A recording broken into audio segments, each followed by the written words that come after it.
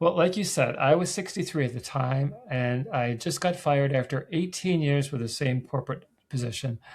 I totally unexpected, and I wouldn't wish that day on anybody. We did the math, and if we drained all of our savings and all of our retirement, we were scheduled to be broke by 65. When other people are sitting back and saying, "Okay, it's my time to enjoy the fruits of my labor," we'd be like, I don't know what we'd be.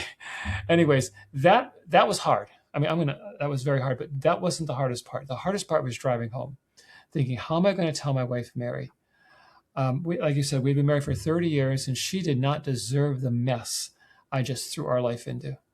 So, anyways, after a couple months of dead end job searching, and I did not have my heart in it. I did not want to go back to the corporate world. Every bone in my body says no, but I had to you keep a roof over our head and put food on the table. I mean, this is practical.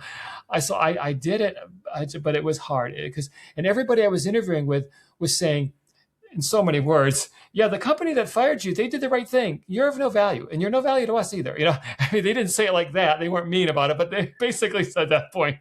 And so, anyways, I just said one day, I says, I no one's going to hire me, and I got to do something. And so I took a huge risk, and it was huge. I decided to work as an independent sales agent, basically starting my own company on straight commission, no salary, no safety net, no benefits. The first months were brutal, cold calls, constant rejection, rookie mistakes. I heard no more in that 2-month period than I heard any ever in my life in 2 month period. But Kristen, looking back, I can reflect on it now.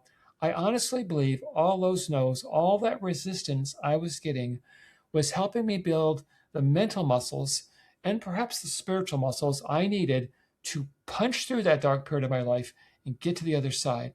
After 10 months of grinding, I hit an incredible milestone. I was suddenly making more money than my good paying corporate salary. And for a brief moment, I says, we made it. But then I go, wait a minute, we haven't made nothing. I'd been making good money for 40 years. And look where it got me, on the verge of collapse financially. I have to do more than make good money. I did that before. I did it for a long time.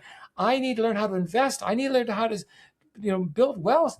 And I didn't have time, Kristen, for a bunch of investment theories and people with their conflicts of interest trying to make commission off you. Because my runway, as you said, was more like a helicopter pad than a runway. And so what I did is I said, okay, I'm diving in myself.